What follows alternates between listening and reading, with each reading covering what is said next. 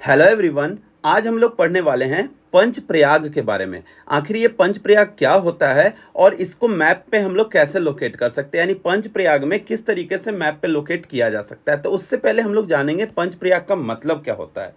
तो आप लोग ऐसे समझिए कि उत्तराखंड में पांच, एक कह सकते हैं कि नदियों का संगम है ये।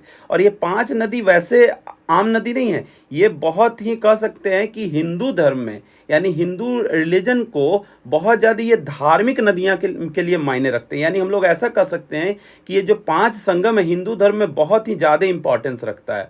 और यहाँ पे जो प्रयाग है, ये प्रयाग का मतलब होता है, संस्कृत में अगर देखें तो संगम होता है। तो आपको याद रखना होगा संगम।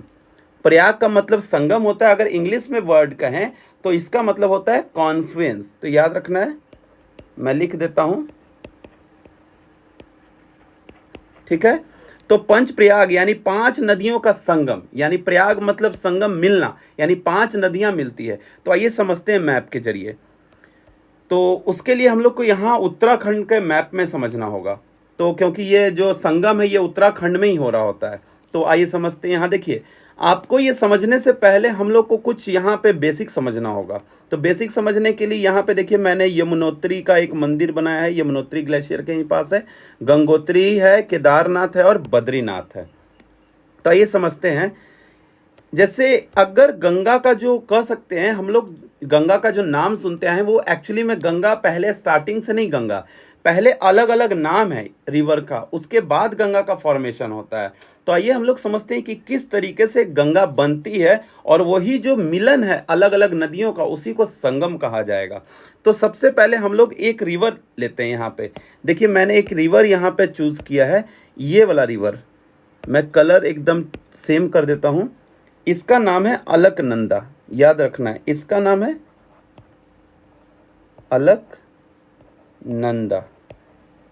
ये अलकनंदा रिवर है। याद रखना है, जो ब्लू कलर से ये वाला आपको दिख रहा है, ये रिवर अलकनंदा है। ये अलकनंदा है और ये आपका भागीरथी है।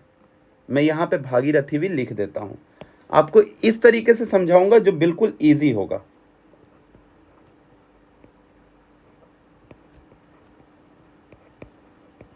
भागीरथी है। अब समझते हैं, अलकनंदा में बहुत सारी नदियां आके मिलती है, छोटे छोटे रिवर्स हैं। आइए समझते हैं उसको। जैसे एक है धौली गंगा। याद रखना है, धौली गंगा।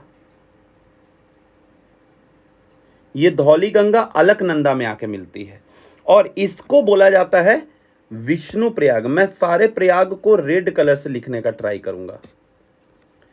इसको यानी जो धौली गंगा है, धौली गंगा, यहां पे मैं नाम लोकेट कर दे रहा हूं, इसका नाम है धौली गंगा।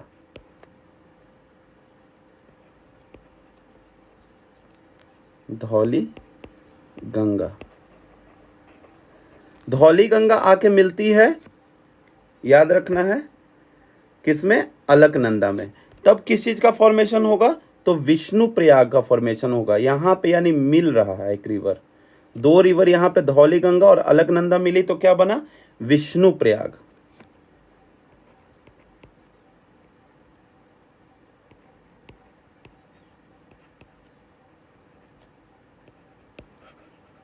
क्लियर?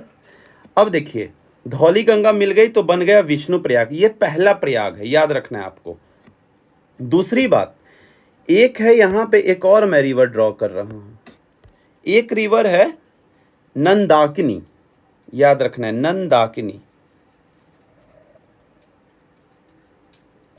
नंदाकिनी, इसका नाम है नंदाकिनी। नंदाकिनी। अब ये नंदाकिनी रिवर जो है ये भी मिलती है जाके अलकनंदा से। अब ये अलकनंदा से मिलती है तो यहाँ पे भी एक प्रयाग का उत्पत्ति होता है। यानी कौन सा? तो आपको नंदाकिनी जो रिवर है नंद प्रयाग बनाती है। नंद प्रयाग। अब देखिए, ये नंदाकिनी बना दी, नंद प्रयाग। अब तीसरी जो रिवर है, तीसरी जो रिवर है, याद रखना है पिंडार गंगा। पिंडार गंगा याद रखना है आपको, पिंडार गंगा। अब ये पिंडार गंगा मिली आके किसमें, अलकनंदा में, तब भी एक प्रयाग बनेगा। और ये प्रयाग कौन सा होगा, तो जो पिंडार गंगा मिल रही है आके किसमें, अलकनंदा में, तो याद रखना है कर्ण प्रयाग बनेगा, कर्ण प्रयाग, ये है तीसरा प्रयाग।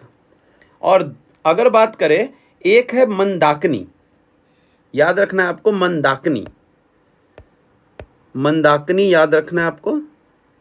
मैं ड्रॉ कर देता हूं, इधर केदारनाथ से फ्लो हो रहा है, मंदाकिनी केदारनाथ से फ्लो हो रहा है और आके मिल रहा है किसमें, अलकनंदा में।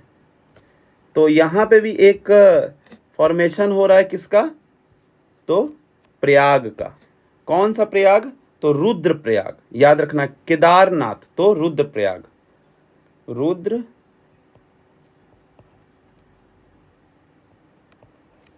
प्रयाग।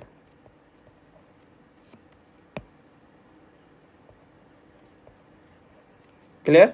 उसके बाद एक गंगोत्री, गंगोत्री से जो रिवर, ये वाला आपको रिवर दिख रहा है, ये वाला रिवर गंगोत्री से निकलती है भागीरथी, और इधर से निकली अलकनंदा, ये दोनों मिलती है यहाँ पे, इस पॉइंट पे मिल रही है, इस पॉइंट पे मिल रही है। तो यहाँ पे भी मैं नेम सजेस्ट कर देता हूँ, इस पॉइंट पे मिल रही है, जो कि आपको याद रखना है देव प्रयाग, देव प्रयाग। क्लियर, यानी आपको ये क्लियर पता चल गया होगा कि भागीरथी और अलकनंदा डायरेक्ट अगर मिलेगी तो उसको बोलेंगे देव प्रयाग। तो याद रखना है क्या, विष्णु प्रयाग कब बनेगा, धौली जो गंगा है और अलकनंदा है, ये दोनों मिलेगी तो विष्णु प्रयाग बनेगा। नंदाकिनी रिवर और अलकनंदा मिलेगी तो कौन, नंद प्रयाग बनेगा। अगर बात करें यहाँ पे जो हमने पिंडार गंगा, मैंने पिंडार गंगा लिखा नहीं है, लिख देता हूं पिंडार गंगा यहाँ पे,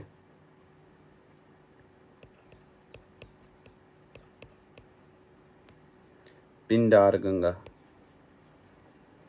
पिंडार गंगा अगर मिलेगी किससे, अलकनंदा से, तो क्या बनेगा बताइए, पिंडार गंगा मिलेगी अलकनंदा से तो बिल्कुल कर्ण प्रयाग बनेगा। क्लियर। और रुद्र प्रयाग कब बनेगा, जब केदारनाथ से निकलती हुई जो रिवर है मंदाकिनी, मैं यहां लिख देता हूं, ये भी रिवर लिख देता हूं, कोई प्रॉब्लम नहीं होना चाहिए, यहां पे मैं लिख देता हूं मंदाकिनी।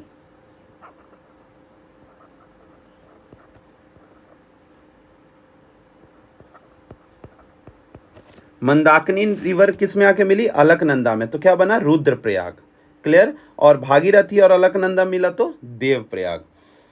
अब ये जो सारे रिवर हैं इसी को बोला जाता है, ये जो 5 प्रयाग हैं, विष्णु प्रयाग, नंद प्रयाग, कर्ण प्रयाग, रुद्र प्रयाग और देव प्रयाग, ये पांचों जो प्रयाग है इसी के बारे में हम लोग बात कर रहे थे, यानी इसी को बोला जाता है पंच प्रयाग। आप लोग को याद रखना है।